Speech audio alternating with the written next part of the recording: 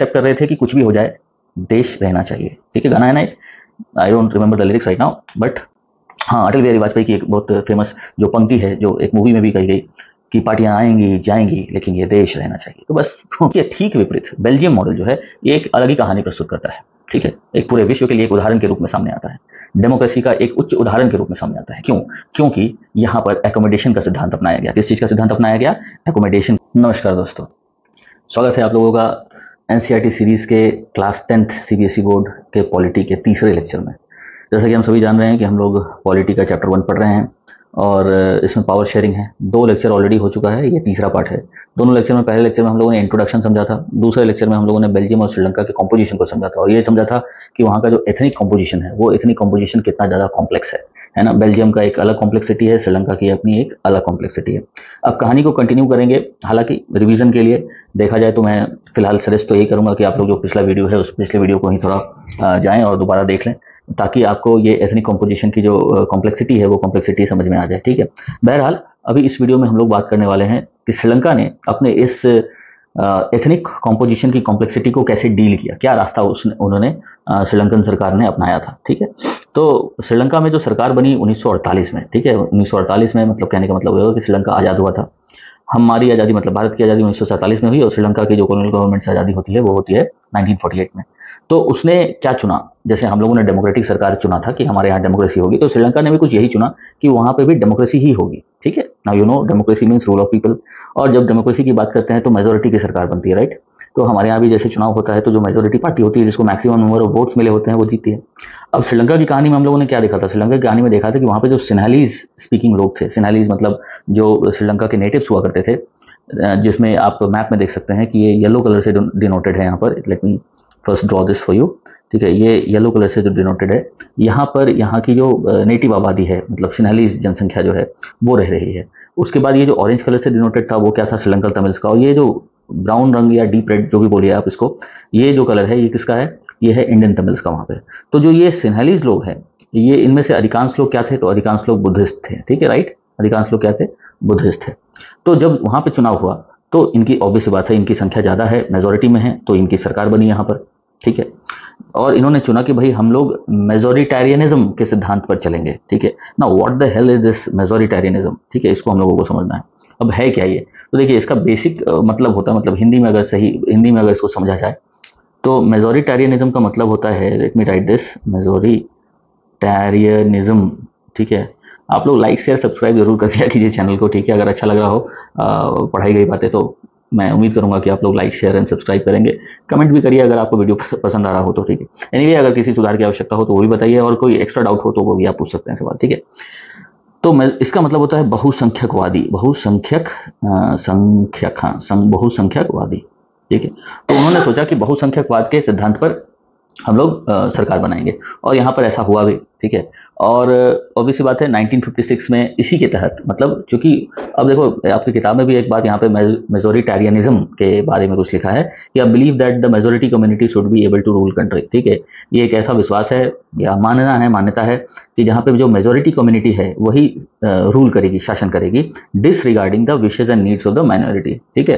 क्या करने वाले हैं हम लोग? जो मेजोरिटी में है वो लोग शासन करेगी, किसको डिसरिगार्ड करके? जो माइनॉरिटी में है उसको डिसरिगार्ड करके। और यही इन लोगों ने यहाँ पर सेलेक्ट किया, ठीक है। अब इसका नतीजा तो कुछ निकलना था। बहरहाल फिलहाल हम लोग देख लेते हैं कि हुआ क्या क्या क्या क्या इवेंट्स वहाँ पर घटे। तो 1956 में जैसा कि हम देख सकते हैं 1956 में क्या हुआ यहाँ पर? 1956 में एक एक्ट पास हुआ था। कब हुआ था? 1956 में एक्ट पास हुआ था, ठीक है। 1956 में जो एक्ट पास हुआ इसने क्या बताया? इसने बोला कि सिन्हाला, ठीक है ना, रिकॉग्नाइज सिन्हाला यहाँ का लैंग्वेज है as a only official language. Sinhala को इन लोगों ने ओनली ऑफिशियल लैंग्वेज डिक्लेयर कर दिया, ठीक है। अब देखिए भारत में भी डाइवर्सिटी है और भारत में हमारे पास 22 शेड्यूल्ड लैंग्वेजेस हैं जिसको रिकॉग्निशन मिला है पूरा संविधान की तरफ से। क्यों? क्योंकि हम लोग उस डाइवर्सिटी को रिकॉग्नाइज कर रहे हैं। लेकिन और दूसरी बात यहाँ भारत में अगर देखा जाए तो हिंदी और इंग्लिश साथ में, ये दोनों ही क्या है? हमारी ऑफिशियल भाषा है, ठीक है। अब ये दोनों को रखने का पीछे का रीजन क्या रहा? बेसिकली हिंदी तो चलिए समझ में आता है, इंग्लिश को क्यों बनाया ऑफिशियल लैंग्वेज? तो देखो डाइवर्सिटी है, कई सारे राज्य हैं, नॉर्थ साउथ ईस्ट वेस्ट, हर क्षेत्र की अपनी अपनी भाषाएं हैं, है ना। तो अब अगर केवल हिंदी को कर देंगे तो बहुत सारे स्टेट्स ऐसे हैं, खास करके सदर्न स्टेट्स, ठीक है, उसके बाद नॉर्थ ईस्टर्न स्टेट्स, जहाँ पर हिंदी उतनी ज़्यादा नहीं बोली जाती है। तो फिर वहाँ पर जब काम होगा, सरकारी काम होगा, तो फिर वहाँ पर लोगों को बहुत दिक्कत होगा फिर। और दूसरी बात ये कि रीजनल लैंग्वेजेस को हम रिकॉग्निशन नहीं दे पाएंगे, जिसके कारण उनको ठेस पहुंच सकता है। तो हम लोगों ने क्या किया, एक रास्ता निकाला कि इंग्लिश को एक कॉमन लैंग्वेज बनाया, क्योंकि ऑब्वियस बात है इंग्लिश से जान पहचान तो हमारी बहुत पुरानी हो गई। अंग्रेजों ने आकर के यहाँ सब कुछ अंग्रेजी अंग्रेजी अंग्रेजी कर दिया। तो इंग्लिश को एक कॉमन लैंग्वेज बना दिया गया। और दूसरी बात, समय को भी समझते हुए वेस्टर्न कल्चर से, वेस्टर्न कल्चर नहीं बोलूंगा मैं, क्योंकि वेस्टर्नाइजेशन था, वेस्ट का बहुत ज़्यादा प्रभाव था, हमारा एक इतिहास भी था इंग्लिश कल्चर का, और कई सारे लोग, और इंटरनेशनली भी इंग्लिश का एक अच्छा महत्व है, ठीक है। तो इंग्लिश को सोच समझ के रखा गया ताकि ये कॉमन लैंग्वेज बन सके गवर्नमेंट जो काम है उससे रिलेटेड, सो दैट अगर कोई व्यक्ति अगर तमिलनाडु जाता है और अगर उसका कोई मतलब if he can not speak English और if he can not speak Tamil, ठीक है, so and he wants to make people understand over there, he can at least speak English and get his work done, ठीक है। तो इसके लिए रखा गया। तो कम से कम हम लोगों ने इस चीज़ को सोचा कि चलो ये बहुत ज़रूरी होगा ऐसा करना, ताकि बैलेंस बना रहे। लेकिन यहाँ पर ऐसी विचार नहीं हुई। यहाँ पर चाहते तो जो श्रीलंकन तमिल्स यहाँ पे थे, तमिल को भी एक ऑफिशियल लैंग्वेज डिक्लेयर किया जा सकता था, लेकिन तमिल को रिकॉग्निशन यहाँ पर नहीं मिलता है, ठीक है। यहाँ पर रिकॉग्निशन मिलता है केवल सिन्हाला को, ऑफिशियल लैंग्वेज का। इस तो तमिल यहाँ पर क्या हो गया, जो तमिल लोग थे उसको डिसरिगार्ड कर दिया गया यहाँ पर, राइट। तमिल लोगों को डिसरिगार्ड कर दिया गया। और उसके बाद नेक्स्ट क्या होता है कि एक और गवर्नमेंट जॉब्स और बाकी सारी चीज़ों में भी, ठीक है, गवर्नमेंट जॉब्स और यूनिवर्सिटी एडमिशन में, गवर्नमेंट जॉब्स और यूनिवर्सिटी एडमिशन में भी किसको प्रेफरेंस मिलने लगा? प्रेफरेंस मिलने लगा इन्हीं सिन्हलीज को, ठीक है, सिन्हलीज को प्रेफरेंस मिलने लगा और श्रीलंकन तमिल्स को इग्नोर किया गया, राइट। तो all this government measures coming one after another gradually increase the feeling of alienation. अब जैसे जैसे इस तरह के स्कीम्स आने लगे, इस तरह की योजनाएं आने लगी, जो तमिलियंस को वहां पर फेवर नहीं कर रही थी, उनको रिकॉग्नाइज नहीं कर रही थी, उनको वो फैसिलिटी, वो सुविधा नहीं दे रही थी, तो धीरे धीरे इनके मन में एक अलगाववादी होने का स्वभाव जगने लगा, एक नेचर आने लगा, ठीक है। उनको लगने लगा कि भाई यहाँ पर मेरा कोई रिकॉग्निशन नहीं है, जबकि हमारी भी अच्छी खासी जनसंख्या है, तो हमें भी यहाँ पर कुछ अधिकार मिलने चाहिए, ठीक है। जैसे इंडिया हमारा देश सेक्युलर है, हर क्षेत्र के लोगों को, मतलब हर रिलीजन के लोगों को यहाँ पर बराबर अधिकार मिलता है, राइट, और रिकॉग्निशन भी मिलता है, चाहे वो माइनॉरिटी हो या मेजॉरिटी हो, इस बात से कोई फर्क नहीं पड़ता है। सिमिलरली यहाँ पर होना चाहिए था, लेकिन ये सब चीज कहाँ होता है? वहां होता है जहाँ की सरकार ये सोचती है कि सबसे ऊपर कौन है, सबसे ऊपर देश है, कुछ भी हो जाए ये देश रहना चाहिए। अगर हम ऐसी विचारधारा रखेंगे, ऐसी सोच रखेंगे, तो हम अपने डाइवर्सिटी को क्या करेंगे?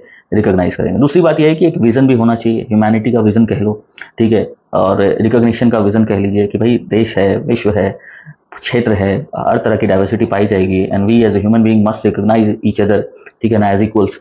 ये सब विचारों की बात होती है। तो इस तरह की विचारधारा यहाँ नहीं थी, जिसके कारण तमिलियंस को इग्नोर किया गया, जिसका रिसेंटमेंट, जिसका मतलब तमिलन ने बाद में चल करके इसका विरोध किया, और ये विरोध आगे चल करके सिविल वॉर का रूप ले लेता है, ठीक है। यही सब चीजें हम लोगों को इसमें देखना है।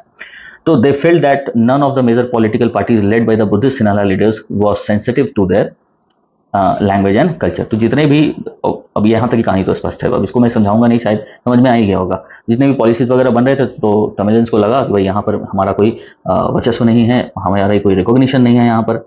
उसके अलावा इन लोगों को लगा कि भाई इन लोगों को पॉलिटिकल राइट्स वगैरह जो कुछ भी है, ये लोग they are being denied of all these kinds of rights, ठीक है। अब इसके कारण, इसके परिणाम क्या हुआ, ठीक है, धीरे धीरे सिन्हाला और तमिलियंस के बीच में, एक second, let me right this, Sinhalese और तमिलियंस के बीच में, क्या होने लगा? रिश्ते में खटास होने लगी, लोग एक दूसरे के दुश्मन बनने लगे, एक दूसरे को सही दृष्टिकोण से नहीं देखने लगे, और अपसेट क्रिएट हुआ इन दोनों के बीच में, ठीक है। धीरे धीरे the Sri Lankan Tamils launched parties and struggles for the recognition of Tamil as an official language for regional autonomy and equality opportunity, ठीक है। अब जितने श्रीलंकन तमिल्स ने क्या किया, नए नए पार्टी बनाने लगी, ग्रुप्स फॉर्म होने लगे, और अपने अधिकारों के लिए संघर्ष शुरू हुआ, नारेबाजी शुरू हुई, मोर्चाएं निकलने लगी, कैंपेनिंग होने लगे, ठीक है, और सरकारों से डिमांड और ज़्यादा तेज हो गया समय के साथ। लेकिन जितना भी कोशिश कर लेने पर, जितना भी प्रोटेस्ट कर लेने पर, श्रीलंका की जो सरकार थी, सिन्हालीज गवर्नमेंट जो थी, वो इस बात को स्वीकार करने के लिए तैयार नहीं थी। और धीरे धीरे करके 1980 आते आते, by the time we reached 1980, ठीक है ना, several political organisations were form demanding an independent Tamil Eelam, ठीक है। अब 1980 आते आते क्या हुआ कि एक सेपरेट तमिल एलम की डिमांड होने लगी, ठीक है, सेपरेट तमिल एलम की डिमांड, एक सेकंड रुकिएगा,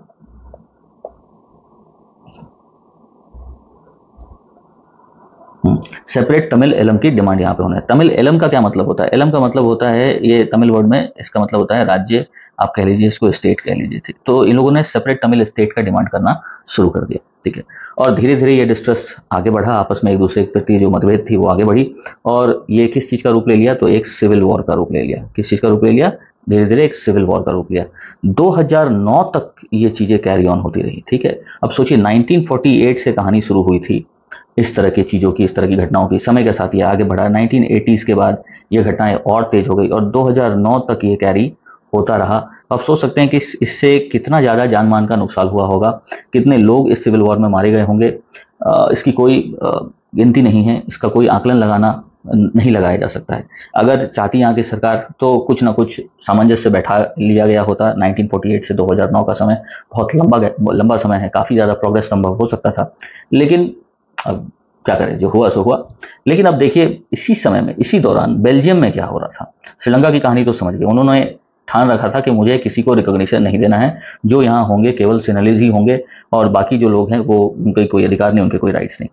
अब इसी के ठीक विपरीत बेल्जियम मॉडल जो है एक अलग ही कहानी प्रस्तुत करता है, ठीक है। एक पूरे विश्व के लिए एक उदाहरण के रूप में सामने आता है, डेमोक्रेसी का एक उच्च उदाहरण के रूप में सामने आता है। क्यों? क्योंकि यहाँ पर एकोमोडेशन का सिद्धांत अपनाया गया। किस चीज़ का सिद्धांत अपनाया गया? एकोमोडेशन का सिद्धांत। अब देखो एकोमोडेशन का मतलब समझते हो? मतलब एक तरीके से एडजस्ट करना। क्या करना? एडजस्ट करना। अब जिसको एडजस्ट करने आ जाता है, ऑब्वियस सी बात है, वो किसी भी परिस्थिति में एडजस्ट कर जाएगा, ठीक है। एडजस्टमेंट्स एक क्वालिटी होनी चाहिए हमारे अंदर, ठीक है। अब आप बोलोगे कि सर इसमें तो एडजस्टमेंट में कॉम्प्रोमाइज़ करना पड़ता है। देखिए थोड़ी बहुत कॉम्प्रोमाइज़ लाइफ में तो करना ही पड़ेगा, ठीक है। You can not avoid this thing if you want to develop yourself and also this whole world. You have to recognize each and everything that belongs to it, ठीक है। ये सीखना है और बेल्जियम की सरकार ने इस बात को रिकॉग्नाइज किया, इस कॉन्सेप्ट को अपनाया और आज देखिए बेल्जियम एक डेमोक्रेसी के एक अच्छे मॉडल के रूप में सामने आता है और इसका हम उदाहरण प्रस्तुत करते हैं। तो बेल्जियम की सरकार ने किस सिद्धांत को अपनाया? तो एकोमोडेशन के सिद्धांत को अपनाया, ठीक है। एडजस्टमेंट्स को अपनाया। अब कैसे इस एडजस्टमेंट्स को किया गया? अब देखिए 1970 से लेके 1993 के बीच में, क्या बोल रहे हैं, 1970 से लेके 1993 के बीच में यहाँ पर कितने अमेंडमेंट्स किए गए? They amended the constitution 4 times. 4 बार कॉन्स्टिट्यूशन में यहाँ पर क्या होता है? अमेंडमेंट होता है। How many times? 4 times they amended the constitution. अब देखो अमेंडमेंट कर रहे हैं मतलब सुधार कर रहे हैं, सुधार कर रहे हैं मतलब एडजस्ट कर रहे हैं, एडजस्ट कर रहे हैं मतलब रिकॉग्नाइज कर रहे हैं, ठीक है ना। अब जैसे मैं ही पढ़ा रहा हूँ आपको, तो अगर आपको सपोज करो कि पहली बार में कोई एक चीज़ समझ में नहीं आएगा और आप मुझे कहोगे कि सर इसको ऐसे नहीं वैसे समझाइए, I will adjust myself, ठीक है ना। Why? Because I want you to understand this, ठीक है। ऐसा नहीं कि नहीं I want to just speak my own words, I don't want to listen to you. अगर ऐसा होगा तो आप कुछ भी बोल लीजिए, मुझ पर कोई फर्क नहीं पड़ेगा। लेकिन अगर आप कुछ सुधार चाहते हैं, आप इस चीज़ को बेहतर तरीके से समझना और आप कुछ मुझसे कहते हैं तो मैं उस हिसाब से एडजस्ट करूंगा, फिर आप कुछ कहते हैं फिर मैं कुछ एडजस्टमेंट करूंगा, फिर आप कुछ कहते हैं फिर मैं कुछ एडजस्टमेंट करूंगा। मतलब ये कि मेरा पर्पस यही है कि मैं आपके हिसाब से चलूं और आप और हम साथ साथ मिलके चलें, है ना। तो बेल्जियम में भी इसी मॉडल को अपनाया गया और इसीलिए चूंकि रिकॉग्नाइज कर रहे थे, चूंकि वो एक्सेप्ट कर रहे थे कि हाँ हमारे यहाँ डाइवर्सिटी है, ठीक है, और चूंकि ये कुछ वैसा ही सा है, यहाँ पर भी इन्होंने एक अपने देश को बचाने के लिए और यहाँ की पूरी पब्लिक को किसी भी तरह के कॉन्फ्लिक्ट से बचाने के लिए इन्होंने एकोमोडेट किया और इसी एकोमोडेशन के तहत इन्होंने 1970 से 1993 के बीच में 4 एडजस्टमेंट किए या फिर कह सकते हैं अपने कॉन्स्टिट्यूशन 4 बदलाव किए, ठीक है। अब ताकि एक अरेंजमेंट, तो know the arrangement they worked out is very different from any other country and is very innovative. अब ये जो अरेंजमेंट इन्होंने किया ये काफ़ी ज़्यादा क्या है, ये काफ़ी ज़्यादा इनोवेटिव है, right. Now this is very very important again, this एक सेकंड रुकिएगा, हाँ, इज वेरी वेरी इनोवेटिव। ये काफ़ी इनोवेटिव एडजस्टमेंट्स इन्होंने किया है। अब ये इनोवेटिव कैसे है इसको समझते हैं आप। ये हाँ, अब यहाँ पर सवाल हो सकता है, ठीक है, सवाल क्या हो सकता है कि मैं लिख देता हूँ यहाँ पर सवाल को, ठीक है। एक्सप्लेन हाउ या फिर एक्सप्लेन व्हाट अरेंजमेंट्स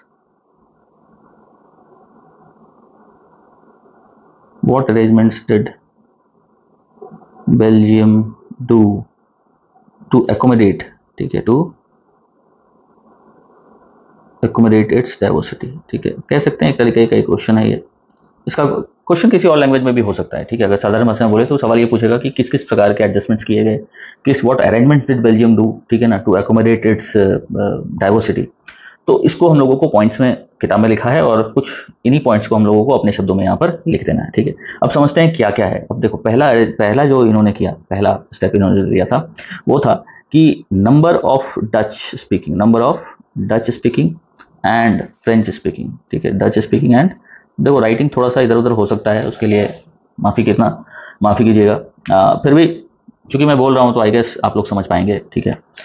तो नंबर ऑफ डच स्पीकिंग और फ्रेंच स्पीकिंग जो लोग थे वहाँ पर, मिनिस्टर्स थे, उनको क्या किया गया कि उसको इक्वल बना दिया गया, ठीक है, उनको क्या बना दिया गया, इक्वल बना दिया गया, ठीक है। तो ये पहला प्रावधान हुआ कि number of Dutch speaking ministers और number of French speaking ministers, इन दोनों को बराबर रखा गया। इसके अलावा कुछ स्पेशल प्रावधान बनाए गए। स्पेशल प्रावधान में क्या बनाया गया कि दोनों की ही मेजोरिटी रिक्वायर्ड थी, ठीक है, डच स्पीकिंग मिनिस्टर की भी मेजोरिटी और फ्रेंच स्पीकिंग मिनिस्टर्स की भी मेजोरिटी, यहाँ पे दोनों बराबर हो गए, दोनों का इक्वल से हो गया वहाँ के पार्लियामेंट में, ठीक है। उसके बाद ताकि अगर कोई भी जो निर्णय लिया जा सके वो यूनिलैटरली ना लिया जा सके, मतलब ऐसा ना हो कि कोई केवल एक ने जो निर्णय ले लिया और बस उसी को पालन कर रहे हैं, दोनों को बराबर महत्व दिया। ये अलग बात है कि जनसंख्या की बात करें तो जनसंख्या में यहाँ पर डच स्पीकिंग लोगों की संख्या ज़्यादा थी और फ्रेंच स्पीकिंग लोगों की संख्या कम थी, पूरे क्षेत्र की बात करते हैं तो, एक्सेप्ट ब्रसेल्स, ठीक है ना। लेकिन इस कम और ज़्यादा को भी क्या किया गया, एडजस्ट किया गया और दोनों को बराबर पार्लियामेंट में बराबर स्थान दिया गया, ठीक है। दूसरा जो सबसे इंपॉर्टेंट बात कि यहाँ के स्टेट को सबऑर्डिनेट नहीं बनाया गया। The state governments are not subordinate to the central government, ठीक है, स्टेट गवर्नमेंट्स को, ठीक है, स्टेट गवर्नमेंट्स नॉट सबऑर्डिनेट, ठीक है, नॉट सबऑर्डिनेट, इनको सबऑर्डिनेट का क्या मतलब होता है, इसको केंद्र सरकार के अंतर्गत नहीं रखा गया, इनकी अपनी एक इंडिपेंडेंस दी गई। जैसे हमारे देश की बात करें तो हमारे देश में भी सेंट्रल गवर्नमेंट है, फेडरलिज्म का सिद्धांत हम लोग चलते हैं, 2 टियर गवर्नमेंट है, या कह सकते हो तीसरे लेवल पे भी सरकार है जो उसको पंचायती राज बोलते हैं हमारे पास। स्टेट गवर्नमेंट की अपनी एक इंडिपेंडेंस है, सेंट्रल गवर्नमेंट की अपनी एक इंडिपेंडेंस है, यूनियन लिस्ट है, कॉन्करेंट लिस्ट है, स्टेट लिस्ट है, ठीक है। अब जिसमें जो विषय है उस पर वो जो स्टेट गवर्नमेंट है, अगर स्टेट लिस्ट की बात है तो स्टेट गवर्नमेंट कानून बनाता है, यूनियन लिस्ट की बात है तो यूनियन गवर्नमेंट कानून बनाता है। इससे क्या हो रहा है कि दोनों का क्या हो रहा है, दोनों इंडिपेंडेंट है अपने अपने क्षेत्र में कानून बनाने के लिए, ठीक है। तो किसी तरह के विवाद से बचे। ठीक इसी तरीके से यहाँ पर भी इस चीज को अपनाया गया कि स्टेट गवर्नमेंट को सबऑर्डिनेट सेंट्रल गवर्नमेंट के नहीं बनाया गया, ठीक है। तो ये दूसरा पॉइंट था। तीसरा पॉइंट क्या है, अब ब्रुसेल्स की अपनी कहानी है, ठीक है, क्योंकि ब्रुसेल्स का कंपोजिशन कंट्री के कंपोजिशन से बिल्कुल भिन्न है, ठीक उल्टा है। जहाँ कंट्री में 59%, जैसा कि हम लोगों ने देखा था पिछले, कि वहाँ पे डच स्पीकिंग है, 40% फ्रेंच स्पीकिंग है, लेकिन ब्रुसेल्स में ये कहानी उल्टी थी, 80-20 का रेशियो था, फ्रेंच स्पीकिंग लोग ज़्यादा हैं, डच स्पीकिंग लोग कम हैं। तो ब्रुसेल्स में क्या किया गया, एक separate government which both communities have equal level, यहाँ पर भी एक सेपरेट गवर्नमेंट, यहाँ पर ब्रुसेल्स में भी एक सेपरेट गवर्नमेंट बनाया गया। क्या बनाया गया, separate government with equal representation, ठीक है, इक्वल रिप्रेजेंटेशन, ठीक है, ये किया गया। तो देख रहे हैं कितना सोच करके चीजों को किया गया, हर एक छोटी छोटी बातों को ध्यान में रखा गया है। कहीं ना कहीं एक बड़ा विजन है पास में, that is why it has been done so, ठीक है। और किसी कॉन्फ्लिक्ट को ना होने दे, ये देश रहे, बना रहे, डेवलप करता रहे, सभी लोगों का विकास हो, ये विजन है यहाँ पर। इसलिए इसको कह सकते हैं more developed kind of thing. और इन्होंने इतना कुछ सोच समझ के चीजों को बनाया। उसके अलावा सेंट्रल और स्टेट गवर्नमेंट तो जो हम लोगों ने देखा तो देखा, यहाँ पे कम्युनिटी गवर्नमेंट भी है, मतलब जो लोग जिस भाषा का प्रयोग कर रहे हैं उनका अपना एक कम्युनिटी गवर्नमेंट भी है। For example Dutch, French, German speaking, सबकी अपनी एक कम्युनिटी गवर्नमेंट है। उसमें ये लोग क्या करते हैं कि इनका जो कल्चरल है, ठीक है, यहाँ पे लिख सकते हैं कम्युनिटी गवर्नमेंट की व्यवस्था की गई। एक अलग फीचर आता है कम्युनिटी गवर्नमेंट।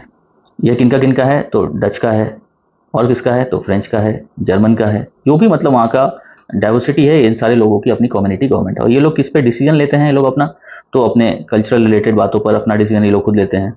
एजुकेशनल मैटर पर ये लोग अपना डिसीजन लेते हैं। साथ साथ लैंग्वेज रिलेटेड कोई बातें हैं, लैंग्वेज रिलेटेड, तो वहाँ पर भी ये लोग अपना निर्णय लेते हैं। तो यहाँ पर क्या है कि कोई एक दूसरे के साथ दखल अंदाजी नहीं कर रहा है, जो जिसका मैटर है वो अपना अपना हैंडल कर रहा है। तो देखो ना, अपना अपना सब कुछ भी हो गया, अच्छे से हो गया, कोई किसी के काम में टांग नहीं अड़ा रहा, और यूनिटी का यूनिटी भी रह गया।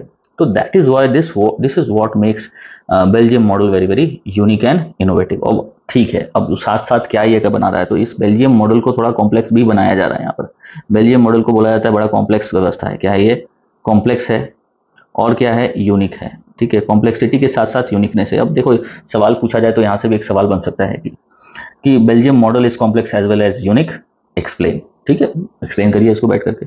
तो कॉम्प्लेक्स क्यों है, तो इन सारे वजह से कॉम्प्लेक्स है, हर एक चीज के बारे में ध्यान रखा गया, बहुत सारे नियम कानून बने हैं, ठीक है। स्टेट गवर्नमेंट को अलग बनाया गया, ब्रसेल्स में सेपरेट गवर्नमेंट बनाया गया, देश के लिए सेपरेट गवर्नमेंट बनाया गया। इतना कुछ होने के बाद भी एक कम्युनिटी गवर्नमेंट बनाई गई, ठीक है, वो भी सबके लिए बराबर रिप्रेजेंटेशन दिया गया।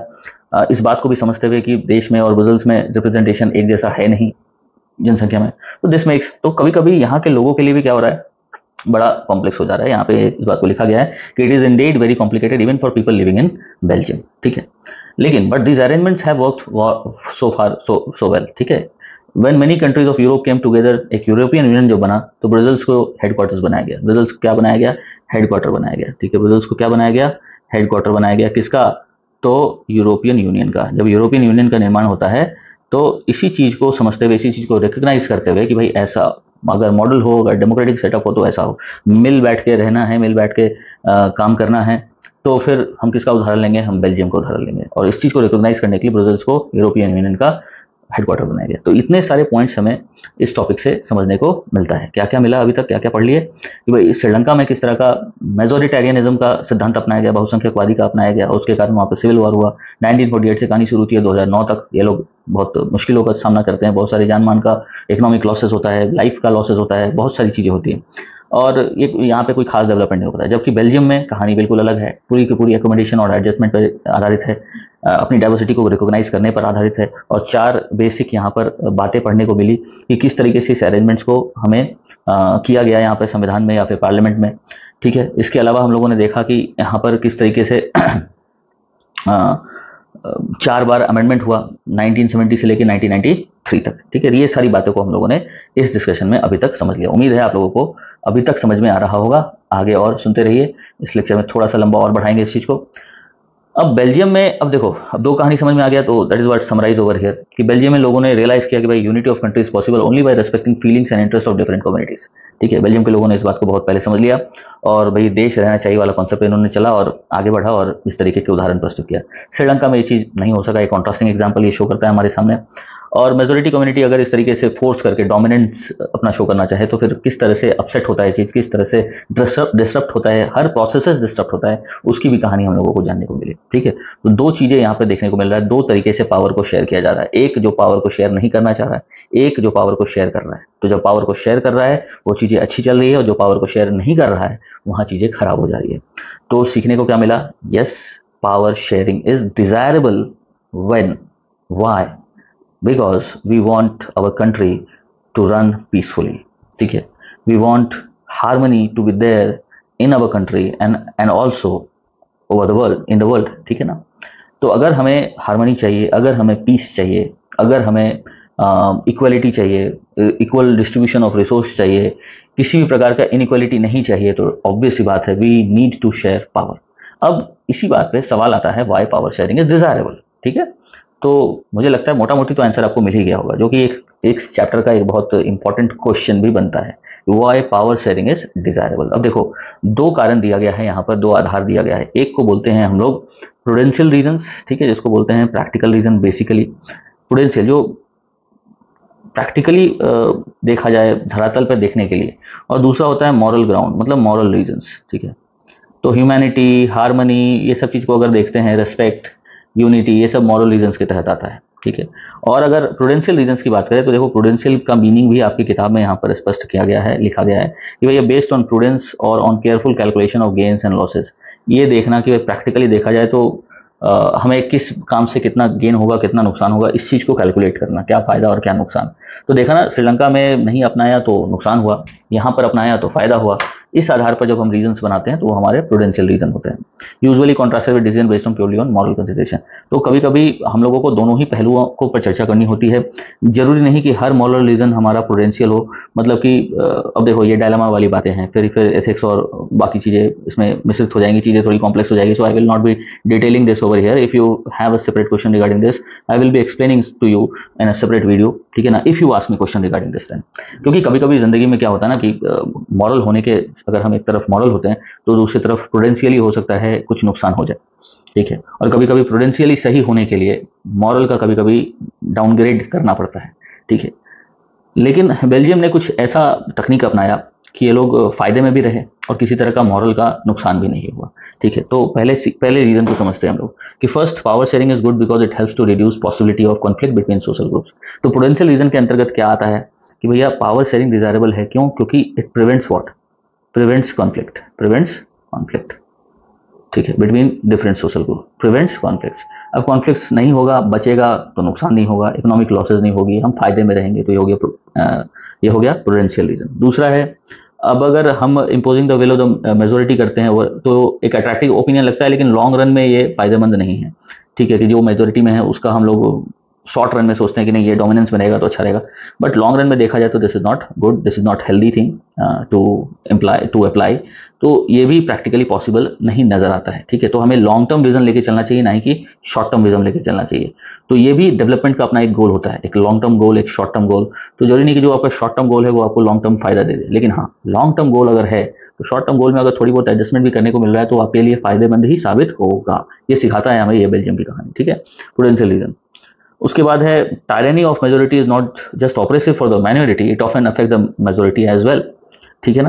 अब देखो, टायरनी ऑफ द मेजोरिटी का मतलब क्या हुआ, ये जो मेजोरिटी जो अत्याचार करता है किसके ऊपर, माइनॉरिटी के ऊपर, तो ये केवल माइनॉरिटी के ऊपर ही नुकसानदेह साबित नहीं होता, बल्कि it often affects majority adversely as well.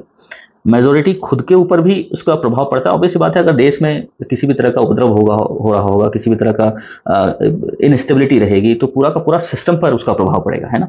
Not just one community will be affected, but every community that is living over there वो विल बी अफेक्टेड, ये सत्य है। तो ये बात भी बहुत इंपॉर्टेंट बात है, इसको आप नोट कर सकते हैं, नोट कर लीजिएगा। ठीक है, हो सकता है ये सवाल अगर पेचीदा पूछा जाए तो ये सब क्वेश्चन आ सकता है, इसके आगे भी क्या लिख के आएगा कि भाई इस बात को भी आप एक्सप्लेन कीजिए कि tyranny of the majority is not just oppressive for the minority, it often affects majority as well. ठीक है, वेरी इंपॉर्टेंट लाइन। ठीक है, प्लीज नोट इट डाउन। उसके बाद दूसरा डीपर रीजन है, वो है मॉरल रीजन, कि power sharing is the very spirit of democracy. देखिए, बड़ा पॉपुलर क्वेश्चन ये रहा है बहुत समय से, और अक्सर इस बेस पर सवाल पूछे जाते हैं। हो सकता है कभी कभी तो डायरेक्ट यही सवाल पूछा जाता है कि भाई power sharing is a very spirit of democracy, इसको एक्सप्लेन करो। अब डेमोक्रेसी का पावर शेयरिंग स्पिरिट कैसे है, इसकी आत्मा कैसे है, स्पिरिट इन द सेंस इसका इसेंस, इसकी कोर वैल्यू। ठीक है ना, डेमोक्रेसी का कोर वैल्यू पावर शेयरिंग है, ये कैसे है।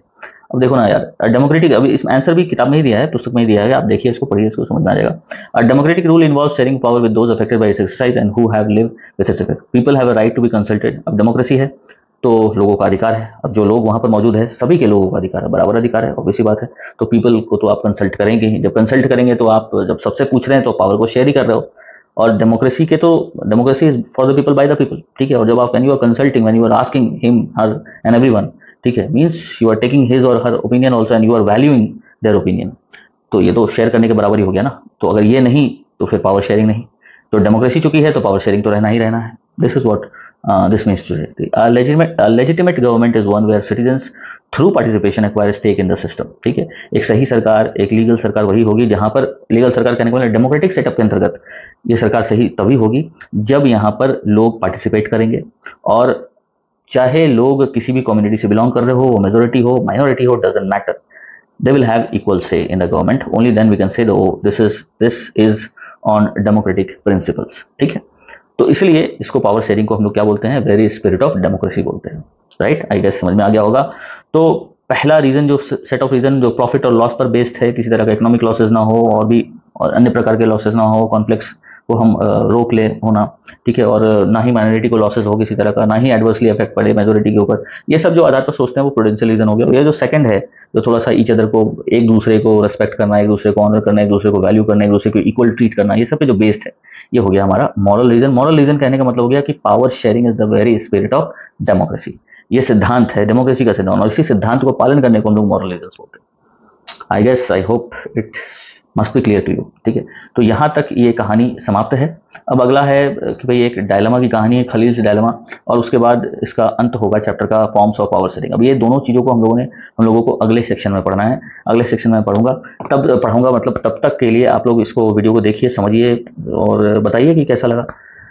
Like share subscribe please do it. ठीक है, and please comment if you are watching, I hope you are watching. चलिए